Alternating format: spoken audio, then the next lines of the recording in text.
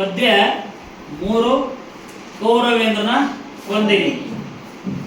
ಕವಿ ಕುಮಾರವ್ಯಾಸನು ರಚಿಸಿರುವ ಈ ಪದ್ಯ ಕುಮಾರವ್ಯಾಸ ಬರೆದಿರುವ ಕರ್ನಾಟಕ ಭಾರತ ಕಥಾಮಂಜರಿ ಅಥವಾ ಗದುಗಿನ ಭಾರತದಿಂದ ಆರಿಸಿಕೊಳ್ಳಲಾಗಿದ್ದು, ಈ ಪದ್ಯವನ್ನು ಇವತ್ತು ನಾವು ಈ ತರಗತಿಯಲ್ಲಿ ನೋಡೋಣ.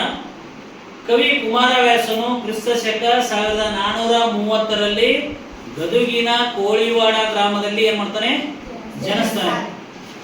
ಈತನು ಗದುಗಿನ ನಾರಾಯಣಪ್ಪನ ಪರಮ ಭಕ್ತನಾಗಿದ್ದರಿಂದ ಇವನಿಗೆ ಗದುಗಿನ ನಾರಾಯಣಪ್ಪ ಅಥವಾ ಕುಮಾರವ್ಯಾಸ ಅಂತ ಕರೀತಾರೆ. ಕುಮಾರವ್ಯಾಸ ಅಂತ ಯಾಕೆ ಕರೀತಾರೆ ಅಂದ್ರೆ, ಸಂಸ್ಕೃತದಲ್ಲಿ ವ್ಯಾಸ ಮಹರ್ಷಿಯು ಬರೆದಂತಹ ಮಹಾಭಾರತವನ್ನು ಕನ್ನಡದಲ್ಲಿ ಬರೆದಿದ್ದರಿಂದ ತನ್ನನ್ನು ತಾನು ಇವ ಕುಮಾರವ್ಯಾಸ, ಕುಮಾರ ಅಂದ್ರೆ ಚಿಕ್ಕವ, ವ್ಯಾಸ ಅಂದ್ರೆ ಸಣ್ಣ ವ್ಯಾಸ ಅಂದ್ರೆ ಚಿಕ್ಕ ವ್ಯಾಸ ಅಂತ ಹೇಳ್ಬಿಟ್ಟು ತನ್ನನ್ನು ತಾನೇ ಕುಮಾರವ್ಯಾಸ ಅಂತ ಕರೆಸ್ಕೊತಾರೆ.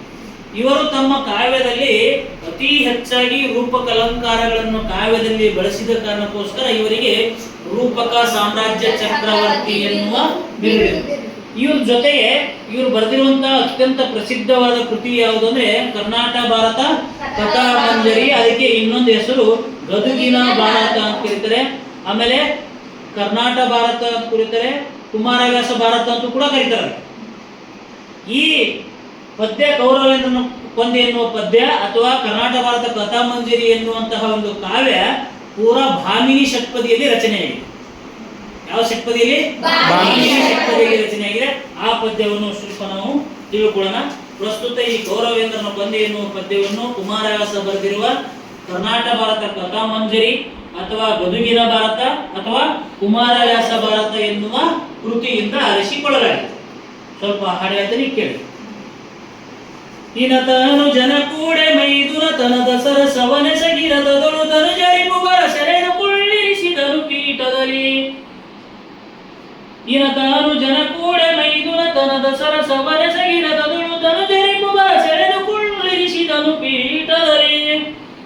ಎನಗೆ ನಿಮ್ಮಡಿಗಳಲ್ಲಿ ಸಮಸೇವೆನವೆ ದೇವ ಮುರಾರಿ ಅಂಜುವೆ ನೆನವು ತೊಳೆ ಸೊಂಕಿನಲ್ಲಿ ಸಾರಿದು ಸೌರಿ ಇಂತೆಂದ.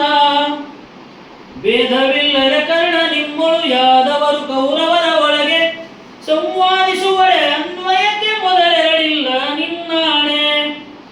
ಮೇದಿನಿ ಪತಿ ನೀನು ಚಿತ್ತದೊಳಾದುದರ ಅರಿವಿಲ್ಲವೆನ್ನುತ್ತ ದಾನವ ಸೂದನನು ರವೀಸುತನ ಕಿವಿಯಲ್ಲಿ ಬಿತ್ತಿದನು ಭಯವ.